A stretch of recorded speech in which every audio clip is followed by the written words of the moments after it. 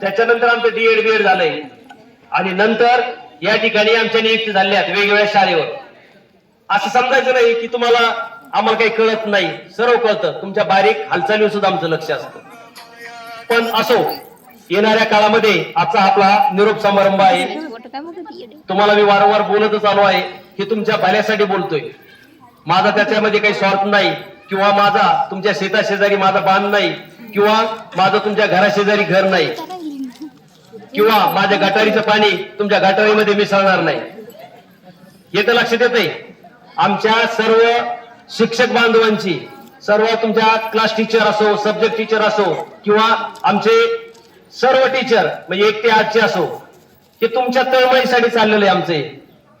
आणि आपली अशी एक जिल्ह्यामध्ये शाळा असेल की त्या शाळेमध्ये वेगवेगळे प्रयोग घेतले जातात, वेगवेगळे उपक्रम घेतले जातात. आमचे सर्व उपक्रमशील टीम आहे. तुम्ही पाहिलं असेल या वर्षीचे वेगवेगळे उपक्रम आहेत, तुम्ही स्वतः अनुभवले. त्या माध्यमातून तुम्हाला तालुका स्तरावर, जिल्हा स्तरावर किंवा विभाग स्तरावर किंवा शाळा स्तरावर संधी मिळालेली. आणि आम्ही आमच्या पद्धतीने तुम्हाला चांगलं बनवण्याचा प्रयत्न केलाय. एक लक्षात राहू द्या, आपल्या आई वडिलांची आणि गुरुची सेवा महत्वाची. जर या 3 गोष्टीला तुम्ही मुकलात, आई वडिलांची सेवा करायला आणि गुरुची सेवा करायला मुकला तर आयुष्य तुमचं मुकेल. त्यामुळे ज्या शाळेमध्ये आपण घडलो 10 वर्ष, ज्या गुरूंच्या सानिध्यात घडलो, ज्या आई वडिलांच्या सानिध्यात घडलो, त्याचं आपण ऋण व्यक्त केलं पाहिजे. या ठिकाणी आपण बसलो, आपल्याकडे गावातली ग्रामस्थ आहेत, समितीचे पदाधिकारी आहेत, पालक आहेत, आम्ही सर्व आहोत. आपलं जसं नियमितपणे शिस्तीचं प्रयोजन असतं, शिस्तीचा प्रयोग असतो, तो आपल्याला दिसला पाहिजे. काय असतं, आम्ही तुम्हाला बोलायचं, तुम्ही ऐकून घ्यायचं, तुम्ही हसायचं, हे आपले या पूर्वीचे प्रयोग असतात. पण निरोप समारंभ हा भावनिक असतो. आम्हाला असं वाटायला लागले की तुम्ही निरोपामध्ये आनंदी दिसतात, तुमच्या चेहरे प्रचंड उत्साह दिसतोय. तुम्हाला असं वाटतंय की कधी शाळा सोडून जाऊ, गेटच्या बाहेर पडू. असं नाही, तुम्हाला सुद्धा जाताना सुद्धा एक वेगळी आमच्याबद्दल एक आस्था निर्माण झाली पाहिजे. कारण आम्ही सर्वांनी तुम्हाला देण्याचा खूप असा प्रयत्न केलेला आहे. एक लक्षात घ्या, 10वी मध्ये तुम्हाला 35 मार्क घेण्याची गरज नाही. तुम्ही म्हणताल आम्ही पासिंग होऊ, पासआउट जाऊ. पासआउट जाऊ म्हणजे पास. जनरली एका ठिकाणी एक छोटीशी बोधकथा म्हणताल नाही, छोटीशी एक स्टोरी आहे. एका मुलीला पाहुणे पाहायला आले होते आणि तिला स्वयंपाक येत नव्हता. मग तिने काय केलं, अगोदर 1 महिना पाककला शिकवण्याचे क्लास लावले. आता तिला वाटलं क्लास लावलं तर मला सर्व काही जमेल. पण त्या ठिकाणी तिला असं वाटलं मेरिट मध्ये येऊन तरी काय करायचे, 90-95% घेऊन मी फक्त 35 मार्कला पास होते. मग 25 मार्काची एक भाकरीचे मार्क होते, 10 मार्क होते चटणीचे, पाण्याचे होते 5, ताटा व्यवस्थित मांडायचे 10 मार्क होते, ऑर्डर 2-3 भाज्याला 10-10 मार्क होते, मिठाला 5 मार्क होते.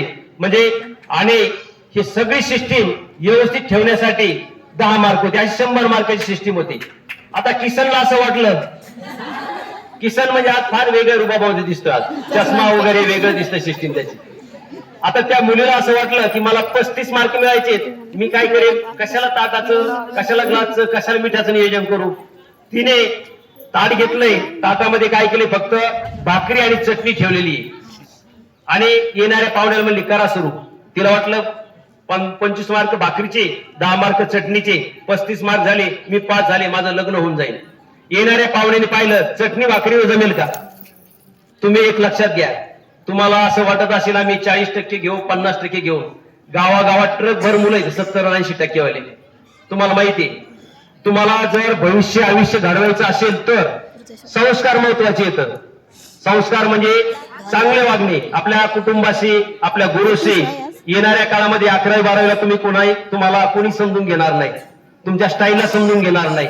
तुम्ही म्हणताल आम्ही स्टाईल मध्ये वागू, तुम्हाला त्या ठिकाणचे प्राध्यापक किंवा त्या ठिकाणचे जे बाउन्सर असतात का, तुम्हाला तुमची स्टाईल दाखवतील. कारण की येणारा काळ हा 11-12वीचा फार डेंजर असतो. त्यामुळे इथं जे तुम्हाला मिळालंय ती शिदोरी, जसं 35 मार्काची शिदोरी नकोय आपल्याला मेरिट मध्ये, आपल्याला ज्या ताटामध्ये पूर्ण असं भरलेलं ताट पाहिजे, तरच तुम्हाला भविष्यात यश मिळेल. एकच मला जाता जाता तुम्हाला सांगावं असं वाटतंय, मी तुमच्या वर्गावर ऑगस्ट मध्ये आलोय. आल्यानंतर मी माझ्या शब्दांचा भरपूर असा प्रयोग केलेला आहे तुम्हाला, पण माझे जे शब्द होते तुमच्या ते भल्यासाठी होते. तुम्हाला कदाचित तुम्ही मारलं तरी हसण्यावर घेत होते, बोललं तरी हसण्यावर घेत होते, म्हणजे एक निगरगट्ट प्रकार हा तुमच्यामध्ये जाणवत होता. तुमच्यामध्ये बऱ्याचशा गोष्टी कमी आहेत.